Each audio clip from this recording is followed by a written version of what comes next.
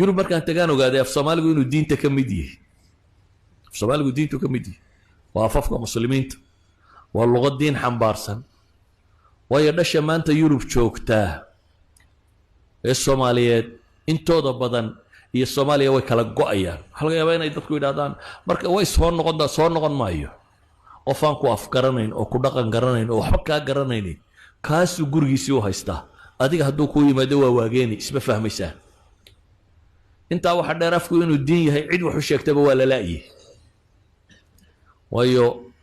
boqolkiiba boqol baan odhan karaa wadaadada Soomaaliyeed waxay ku hadlaan maxay Soomaaliga xataa afafka kale waxa laga yaabaa inay fahmaan inaanay ku hadlin حتى أفكر كله كوا أخريا ما وحكو برتي إنه يفهمان بالغيا باين أنا هين محي فلونت سبيكر اسمها سيدا أوجد جيلشان يدين وشيء إنك الصومالية ده النرويج كوكرام السودان كوكرام الدنمارك كوكرام الجرماني كوكرام في الصومالي ما هيو هدوء في الصومالي ويا يودين كبرنا يا بايد كين ويديني هاي يودين برايا ما في عرب وبرتادو ما لين سايو دين تكو برانايو شاف النرويج ديني وقرنت مايا حقو مركا الدين كبرانايا كاسي كوفسي دلم حو برايا كاسي والغا يابا مركو غبابو انو يرادو هويدا يو توكتوكتا سو غادي لكن كياري ما سو غادين يعني مسلمين تي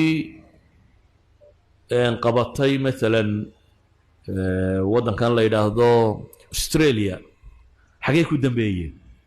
muslimiin badan Afghanistan la qaaday Awrubay wadeen Ingiriisku taranada ma haysanin taranada markuu dhisanayay geelaas la watay geelan tirada badan la imika keynta lagu sii daayo Australia waa nimankii waday dadkay ka mid noqdeen wadarkii un qof family name-kiisa saddexaad family name-kiisa dambe uu magac muslim yahay laakiin sabaan muslim ahayn iyo wuxuu dhowtoona Soomaalida South Africa lageeyay xagee ku dambeeyeen Soomaalidan Kenya meelan waxa laga yaabaa inay ku sii dhawaayeen wali wadankii oo ay waladan East Africa inay wadanka si uun xidhiidh u lahaayeen Soomaalida South Africa lageeyay 500 oo nin bu Ingiriis ku geeyay waxba laga hayo hal nin la sheegaa wax noqdo markii dhammaan Soomaalida ku soo noqdo intii kale iyo waxay dhaleen toona meel ku dambeeyay lama hayo saashay isweydiinta le waxa weeyaan markaa dadka maanta jooga meesha tagay mustaqbalkoodu sidoo noqonaya de wala laba mid in laga xoog bato la meelo oo dadku si cad uma oranayaan inuu diinta waan ka baxay ama waan gaaloobay ama islaamnimada iska tagay laakiin wuu milmaya jiilba jiilka ka dambeeya uu ka sii diin yariyay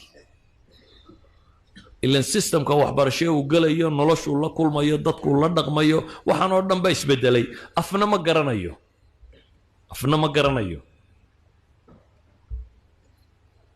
deynay sida u dhacdo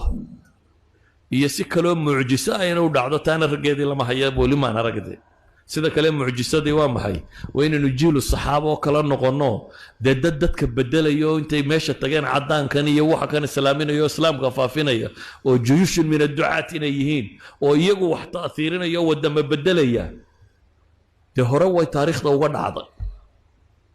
وداد مسلمين هروا وسميين لكن دad كان هم الدينات بما سيدين markay meesha tageen mise hunguridoon bay haayeen